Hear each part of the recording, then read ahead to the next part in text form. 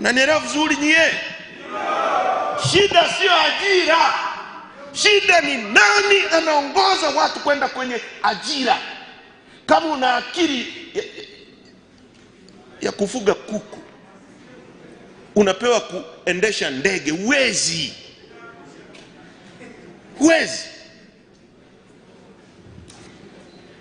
Hapo nimeonyesha kwenye nini? Kwenye korosho. Zao moja, magunia ambayo yanabeba hiyo korosho. Mwalimu Nyerere amejenga viwanda. Tulikuwa hapa tunasoma kilimo cha mkonge Tanga, na kule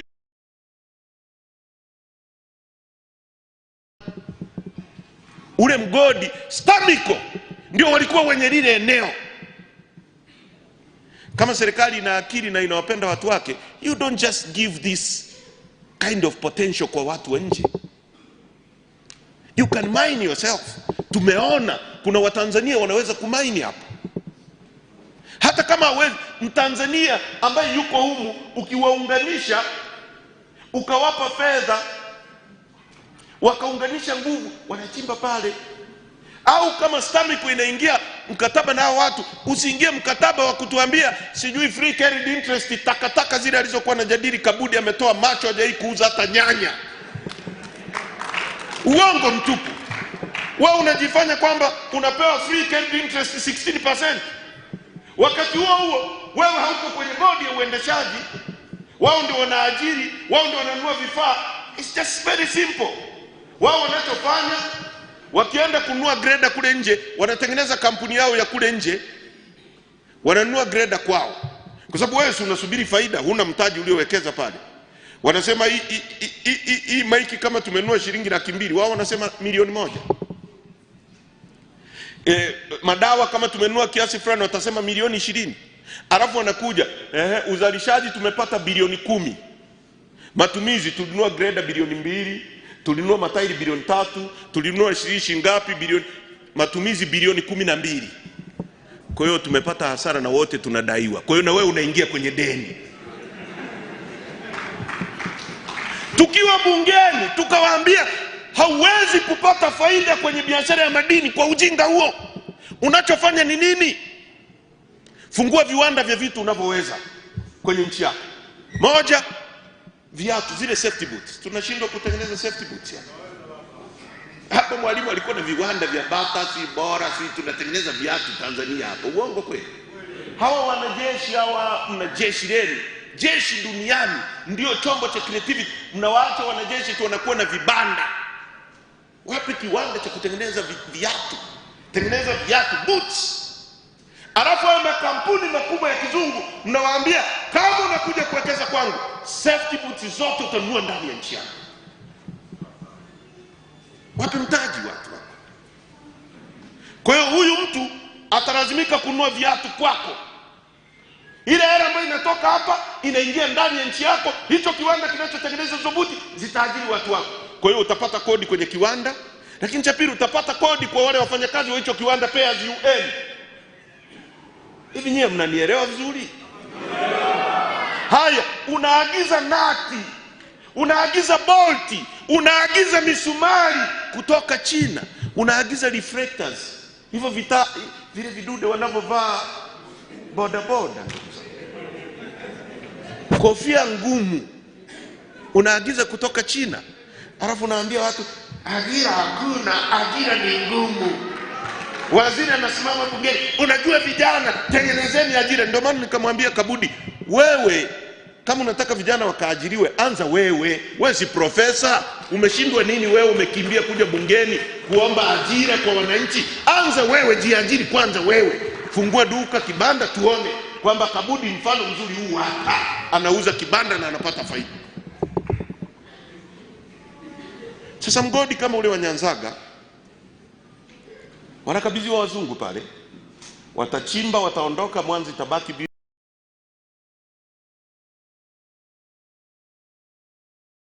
vile, hakuna maji, hakuna chochote, na sisi hatutapata ajira.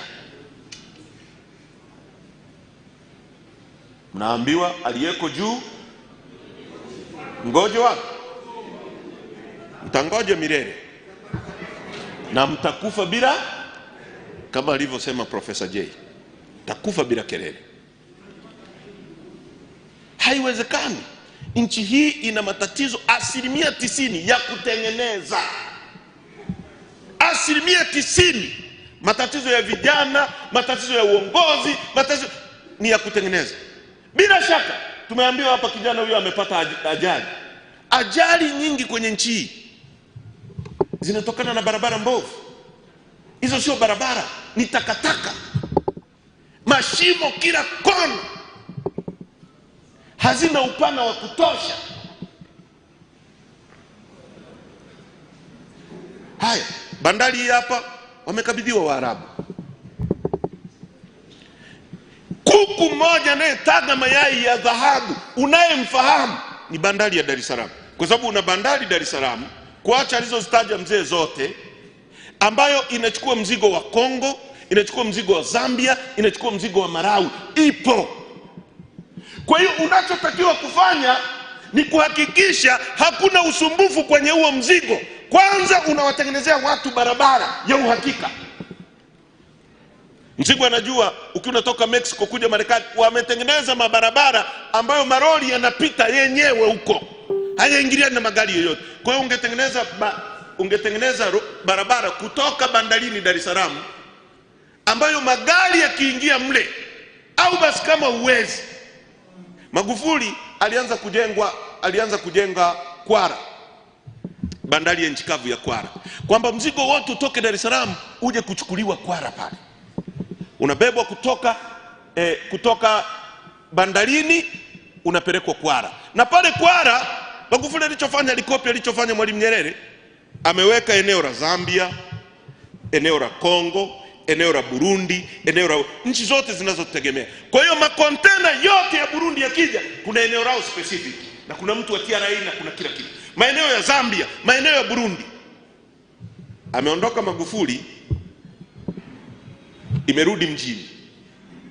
Watu wamechukua ule mji, wameugeuza karibia wote ni ICDs. ICDs ni yale maeneo ya kupaki mizigo.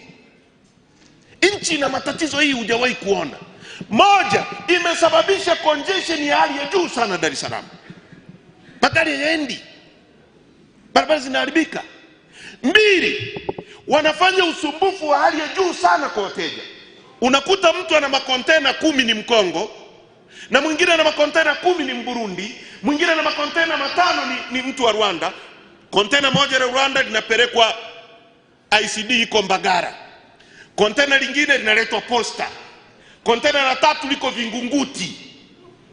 Kwa hiyo huo usumbufu wenyewe wa kutafuta kontena langu liko Vingunguti, lingine liko wapi, anakuta ameingia kwenye kitu kinaitwa storage fee. Kwa anaanza kuchajiwa mara mbili. Sasa watu walikuwa wanakuja hapa kwa sababu hawana option.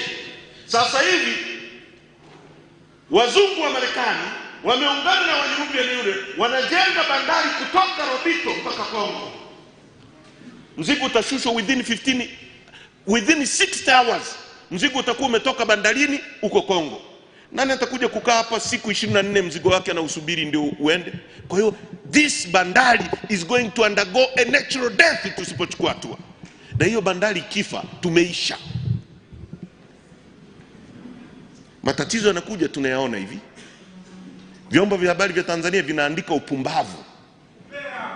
Vijana wa Tanzania mnaambiwa mpira wenyewe hautumiki kuendeleza vipaji. Mpira unatumika kuwachoma sindano ya usingizi. Baada ya kujadili mambo ya maana, mjadili mpira, mjadili sui wasanii. Ndio maana juzi wameanzisha sui miaka 30, sio kwamba wanawapenda wale wasanii. To hell na ujinga wao huo, mpaka tutakapopata uhuru wa uchumi. Sasa hivi vita yetu ni kuhakikisha tunatoa hawa watu, tunaweka watu wanaoweza kujenga uchumi wa nchi. Tupeni nchi miaka 2 tu tuibadilishe. Inawezekana.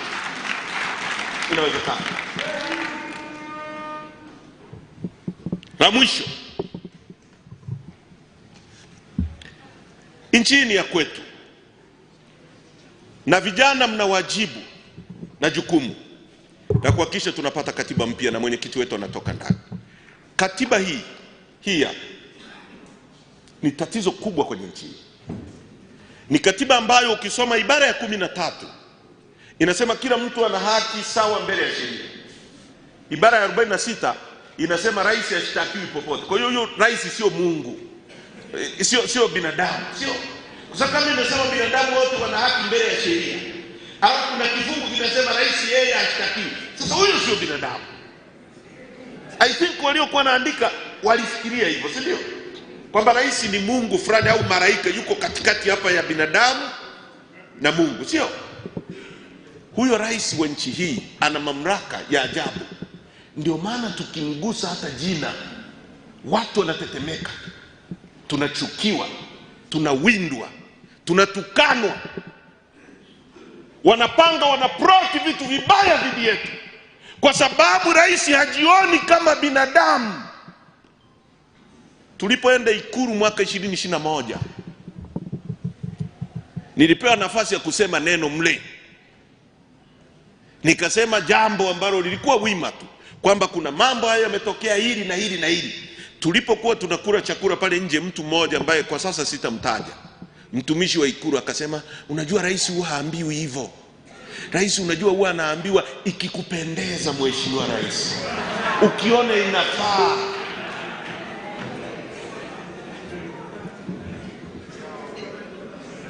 Kutoka ndani mtu anajengewa mazingira ya kuamini kwamba yeye ni Mungu. Kwa hiyo ukweli wa Mungu akikusikia kama mimi namsema hivi, anaona ni utovu wa nidhamu hali ya juu sana namfanyia. Lakini ukweli wa Mungu ni kwamba mimi binafsi sina tatizo binafsi na Samia Suluhu Hassan. Sina ugomvi naye. As a person, nina ugomvi na utaratibu na uendeshaji anaofanya wa nchi yetu. Hapo ndo nina shida naye mimi. Nina ugomvi na wizi wa uchaguzi. Mimi sina shida na Samia. As a person, she may be a good person kwenye mambo mengine, lakini kwenye kusimamia wizi wa uchaguzi na kujaribu kumbambikia mwenyekiti wetu kesi ambaye anajua kwa ukweli wa Mungu kwamba Lissu sio mhaini, anajua hivyo, unamshikilia mwaka mmoja gerezani. Mimi na Msigwa tumekaa gerezani. It's not a good press. Kwa uongo unamuumiza, unaharibu familia yake, unakamata watoto wadogo wa chuo kikuu ambao ni kama watoto wako, unajua kabisa hawana kosa lao eti likuwa Chadema, unawapa kesi ya ugaidi. Unachukua mtu kama, unaruhusu mtu kama Polepole anachukuliwa, hufikirii mama yake, hufikirii kama na mtoto. Unaruhusu Mdude Nyagali anapotezwa. Unajenga chuki ambayo haiishi leo. Alafu sisi tunaosema tunaambiwa tunajenga chuki. Hivi mama yake Polepole anahitaji mimi nimjengee chuki au wewe umeshamjengea chuki ya kutosha? Mke wa Mdude Nyagali au mtoto wake? Au kiniumiza mimi, unafikiri ndugu zangu watakupenda? Wanaweza wakakosa fursa ya kukushughulikia leo, lakini kesho na kesho kutwa wakipata mtoto wako, I can assure you watamshughulikia. Na kuambia, tunaposema tuepushe hii chuki, tunaposema rudi, tambua kwamba umepotea njia, rudi nyuma, mwachie Lissu, mwachie watu wetu, omba msamaha, ita watu waje wasuluhishe ya mambo yaishe.